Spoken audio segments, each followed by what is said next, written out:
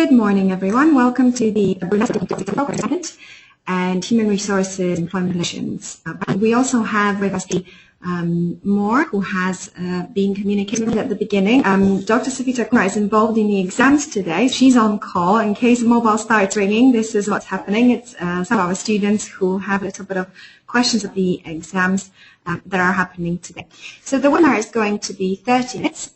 We will keep it short and sweet, and it will allow you to ask questions of Dr. Savita Kumra tomorrow. We will type and them out and answer those questions for Dr. Kumra. So, Savita, could you tell us a little bit more about your role here in the school? Yes, I've been the director of the two master's programs that we have here in Human Resource Management. So we have the straight postgraduate program in Human Resource Management, and then we have the program in Human Resource Management and Employment Relations.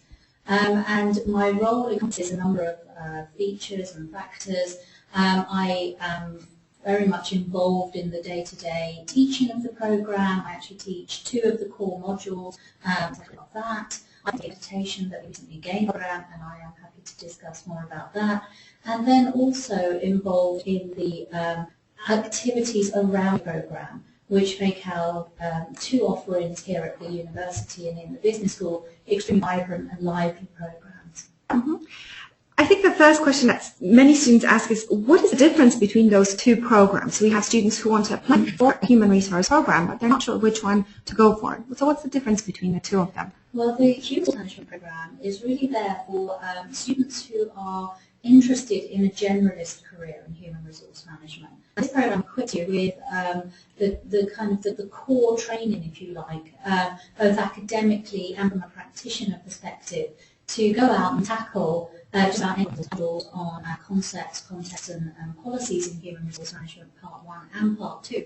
You get the grounding in kind of generalist management, process, policy, practice, and also, of course, for an academic institution, up-to-date academic thinking and leading-edge research in those key areas. And what that would equip you for when you leave the university is picking up a generalist role in almost any aspect of human resource management.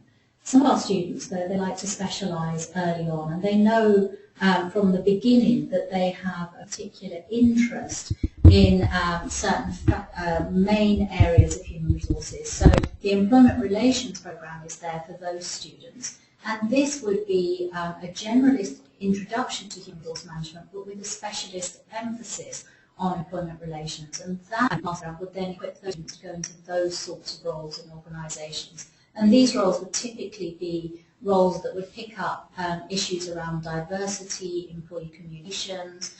They would pick up employment participation type roles, so the liaison between management and unions, that type of thing. So employment relation, and also sometimes quite a focus on employment law as well. So the employment relations role is quite a specialist role in organisations, but quite a broad and really important one. Well, this could be one of these exam calls. we do apologise. Sorry about this. As we mentioned, Dr. Kumra is just on standby with exams, so she will be with us in just a second, and we will continue the webinar. As Dr. Kumra mentioned, there are 2 options that students have to take this particular program, and one of them is the more generalist human resource management, and the other one is the employment relations one. And we find that students would make that decision before they come here, but if you have any doubts which program would be more suitable for you, there's always the opportunity to contact Dr. Kumra directly. Her details are on the website of the program, and you can contact us as well for more information. So we will be able to help you make those decisions early. Please remember that at any stage that you have questions coming about the program, do type them up in the little question window or the chat window that you have there on your screen, and this will be read out and we will be able to answer your questions. If I take this opportunity whilst Dr. Kumra is just clarifying a little bit about the exams and before she comes back to the room, I want to show you what you may have seen before. This is basically a picture of our campus that should be appearing on your screens.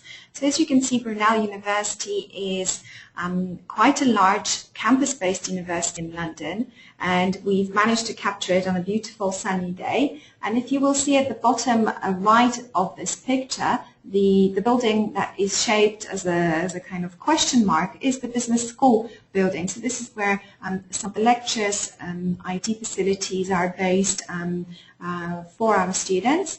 And then if we go down, rather go up the main road in the campus, you'll have different buildings on both sides. These are halls of residence, lecture theatres, sports halls, restaurants, shops. It's a very interesting campus where you will find all the facilities that you need there. Students who join us will be able to also take accommodation on campus.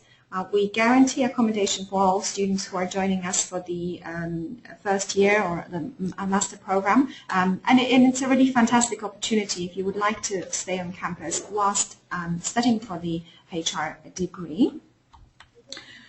What you can see here is the business school picture itself,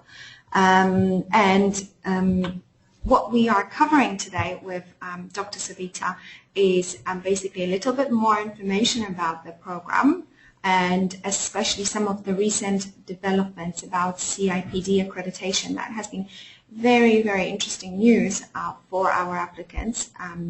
This is a unique feature of the program, and not many universities in the UK can offer this to their students. We've recently been accredited by CIPD, and I'm sure Dr. Savita Kumra will come back and tell you a little bit more about this.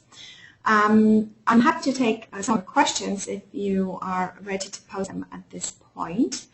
I will continue to tell you a little bit more about this program. The HR program starts in September, late September. Actually, both of these programs start in late September, and you will begin by a week of introductions and orientation program, which you find your way to university and the course that you're going to start. It's important that students take full advantage of the program, as it will prepare you and allow you to be more successful when it comes to those issues such as assignments, assessments, attendance, and so on. Then you will progress on to your proper around the beginning of October. Now, when you study on the master's program, there will be generally classes around 3 or 4 days a week, but you also participate in other events that are happening on campus. These could be related to our Business Life Employability program, and these will involve a number of events designed for you to mingle with professionals, for you to receive additional training as part of your program. I think that's very important on the HRM program as well. Something that we do on this program is a training that I found quite interesting. I heard about it. We train students on the various interview techniques from a very practical and applied perspective.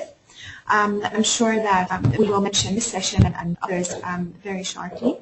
We now have Dr. Kumra back us. I mentioned the CIPD accreditation and how that was a unique feature of the program, and we were proud to achieve this because not many of us actually have this accreditation, and it's very valuable for you to have that. We actually had some callers who said, is this program CIPD accredited? This is very important for me. I want to make sure that I will benefit from that accreditation. So tell us a bit more about this accreditation. Yes, I mean it is certainly something that the university has been working towards for the past couple of years, and we are obviously delighted that both of our programs, employment relations and human resource management, have now been accredited for the full 5 years, which is in fact the maximum that the CIP could give us. So we are delighted with that, and it is a very important badge for any human resource management professional to have. There's no question about that. And alongside your master's, you will also on completion, gain associate membership of the CIPD. Now this is a qualification that then enables you access while you're studying, but also afterwards, to the full resources that the CIPD offers, and these take the form of leading-edge industry-based practice reports. So it's kind of the absolute cutting edge of what's going on in human resource management practice. They work with academic institutions, so often they will be led by academics. So they're very rigorous studies. The other thing is have a branch network, which is extremely useful for students, because you can join your local branch once you're a member, and then you can go along to meetings, and so you get to meet people who are working in the field, and you get to network with them, get to know them, get to hear about what day-to-day life is like for human resource professionals. But these are things you will have to do for yourselves as students, as the university wouldn't do those for you. These are the benefits of the membership. In terms of the actual qualification side of things, it is an important badge. You'll see that many job advertisements for human resource management professionals will ask for the CIPD qualification. So of course it's very valuable to have that on your CV as well. So there's a number of benefits, and as I say, as a university we are delighted to have this. Of all the management areas that the business school offers, I would say that HR professionals tend to benefit from quite good salaries in the workplace. I mean, as you mentioned, the CIPD accreditation is sought after by employers, so presumably this will help them secure even better roles in the industry and the business. I think these days it's a competitive environment. It doesn't really matter.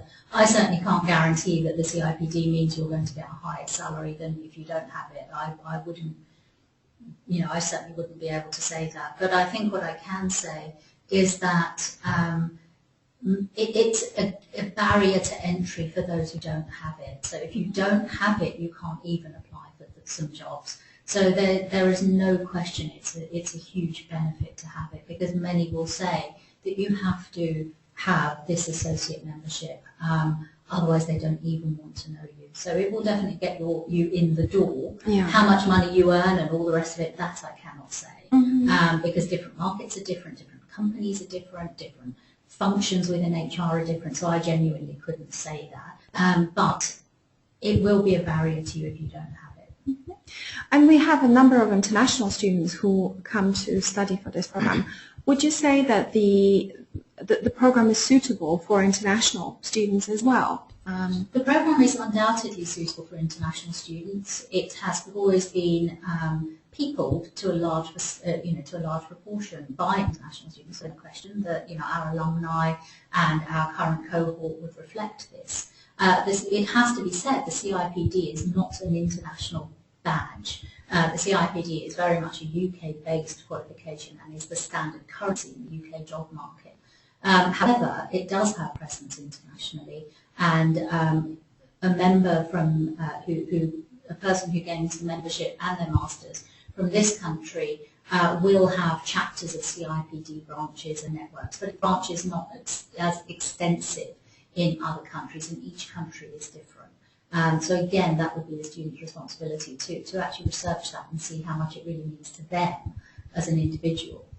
But from the UK perspective, undoubtedly it is the standard, and you very rarely get many opportunities in HRM if you don't have the CIPD qualification. And you mentioned that you teach on a couple of modules in the program. Can you tell us a little bit more about these modules? Sure, yes. I teach in the first term, I teach on the organisational behaviour module, and this is a module which introduces students to the core functions of organisations, the different sorts of organisations that we see, and some of the key roles and responsibilities within organisations around people management. So I look at things like leadership, teams, motivation, so all of the kind of people side of organisation is what we look at in organisational behaviour. And we sit on the way people work and the way managers can utilise strategies and approaches to improve the way people work. So this is what we do on organisational behaviour, and then in the second term I teach on the core HR module, which is Context, Concepts and Policies in Human Resource Management, Part 2. And this one looks at the more kind of functional side of human resource management. So in that module, we look at, first of all, the overarching history and development of the human resource management role, coming from a kind of a welfare type role into a personal management role, and then into human resource management.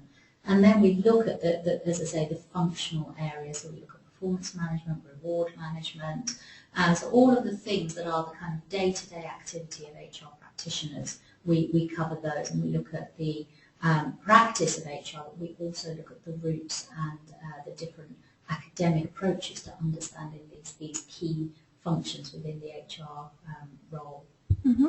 But you are an active researcher as well. Mm-hmm. Would you say what research do you do, just in a quick summary, and whether that informs whether you bring that to the classroom at all? Yeah, I mean, my specialist topic is around career management and around getting women to the top of organisations and processes, and the factors that prevent women from accessing senior appointments. And in organisational behaviour, I do a talk on, a lecture on diversity, and obviously I bring a lot of my own work into that. I've also just written a book which recently won an award, and so of course which is on equality and diversity, so of course I bring that into the teaching. And then in the concepts and policies, we look very closely at talent management, and of course I bring my work on career management and career structures, and then the gender issues within that into that lecture as well. So yeah, well, it comes into a number of things. And is that the case with other lecturers who teach in the program? Absolutely, yes. Neil Anderson is the person who teaches the first term HRM module, and he is a renowned professor in selection and assessment, and a lot of that module is about selection and assessment. And he's one of the key people in the field, and he has absolutely set the bar for effective and efficient mechanisms by which organisations select people. So he will obviously be sharing those with students. And then in the second term, as an option, people can do a module called Global Diversity Management. And there we have, again, a world-renowned expert, Mr. Bilgin, who's written books and actually worked with the CIPD on this as a core issue, and will share much of that experience with the students. So yes, we all bring our teaching into our research. So that's actually a very fantastic opportunity for students to be taught by the people who contribute to the field, significantly contribute to the field. I mean, as you mentioned, you had award-winning publications yourself, and Neil and Mustafa as well. Who have also won many awards, I have no doubt. Yes. So I think this is a wonderful opportunity for students to have teachers like this to do that. What would your advice be to those who are considering preparing for that program before they arrive here? I think it's extremely useful to actually understand the program that you've applied for. It's useful to actually try and understand what this HR role is about, what they do in an organisation, to know why you're interested in it, and maybe even to do a little bit of research around the different types of opportunities, the different types of roles there are in organisations, and start to think about the ones that you think might attract you. Because then when you come, you can have an eye and a focus on those ones specifically, when we have those sessions, rather than everything passing you by in a little bit of a blur. It's a full-on program, you're busy, so it's very important to have a focus from the outset. I think the other thing, and we will tell students this till we're blue in the face, I'm not sure that many will do it, but of course, we will who the faculty are, our biographies are up on the website. Have a look at who we are, have a look at what we do, even if it's one page for each of us, and then when you come, you will get the full benefit of the experience we are able to offer here at the school.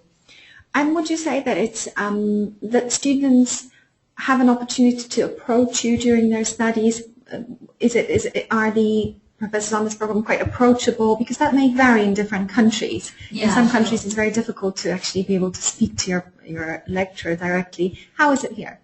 Well, there's always opportunities for this. We have, each of us will have 2 hours of access hours every week. And these are published in advance. They're on all our Blackboard sites. We have virtual learning environments, so students can log into each of the modules. They'll know exactly when their tutor is available to them.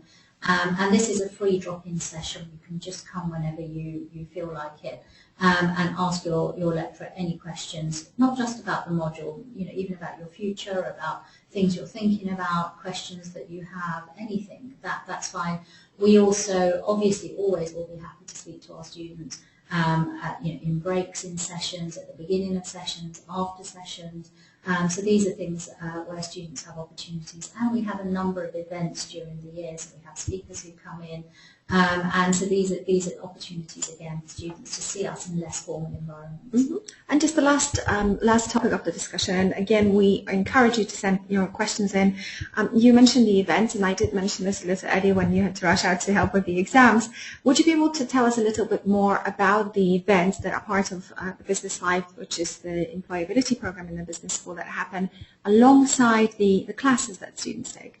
Yeah, I mean, there are many events that go on, and I'm sure you have mentioned a number. So what I will restrict myself to is the things we're doing on the HR program.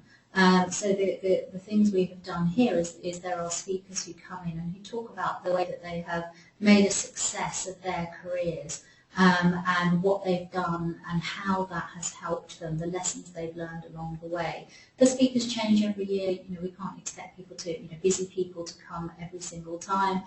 So in advance we don't know, always who they are, but we know that they will come. And this is a program that we have in the school, and there's a couple of speakers each term, and it's called Making a Success In, and it's different functions of business. So those are available. The other thing that we did specifically for the HR program this year is we had a 2-day workshop which we ran with the CIPD. So we had a CIPD trainer come in, and he spent 2 days with us. I spent 2 days with the students as well, and we taught them, rather than you being taught how to be an interviewee, one of the core skills of an HR professional is how to interview. So we taught our students how to interview, and we have a 2-day workshop on that. And it's a fantastic event, really interactive. Students loved it, and they learned an awful lot. And this is an absolute core skill for any HR professional. Even if you don't want to go into recruitment and selection, it doesn't matter, because performance management, reward management, career management, talent management, everything is interview based. And if you cannot use an HR professional, so we have a focus on skills development and capability building of our students. So it's very much applied every day, but yes, we certainly are attempting to have events, but certainly in the classes you will also have the opportunity to practice, and every module has a number of private self-study activities, and some of those are very much about applied learning. But we need self-motivated students here. We are not going to do everything for them. They cannot expect, they are master's level students, and they cannot expect their tutors will do everything. We will guide them to it, but then it's up to them to pick up those opportunities and run with them. And this is what you will need in the world of work. No one is going to come to you and give you every opportunity in your lap. You have to kind of go out there and make it happen for yourself. So we're beginning that process and helping our students to develop those capabilities. And another question about exams. Well, thank you very much. I'm going to just finish up this webinar now. We do apologize about the little breaks caused by Dr. Savita having to go into the exams. We're trying to provide this information for you in a timely manner so you can make your informed choices when you're thinking about applying for the programs that are coming up. Now, just to round off the webinar, you can learn a little bit more about the program and the school by following us on various social media. You will see on your screen that we are present on Facebook, on Twitter, and LinkedIn, where you will be able to see what's happening in the school and in the program, but also speak to other students who are currently studying that particular degree. You will also see in the last slide the details for Dr. Savita Kumra, her email address and her direct telephone line. So if you have any additional questions about the program that you would like to ask her, please feel free to contact her directly, and you can also contact Katie on the email that's given there, Master BBS, and her telephone number. So do visit our website for more details. As Dr. Kumra suggested, investigate the bios of the professors who will teach you and read more about the modules and activities that they place as part of the course. We will round off the webinar now, and I thank all of you who attended for your time today. Thank you very much, and we hope to see you in the next webinars, which we will run on other different master's programs offered by the Business School in the next few weeks. Thank you very much, and goodbye.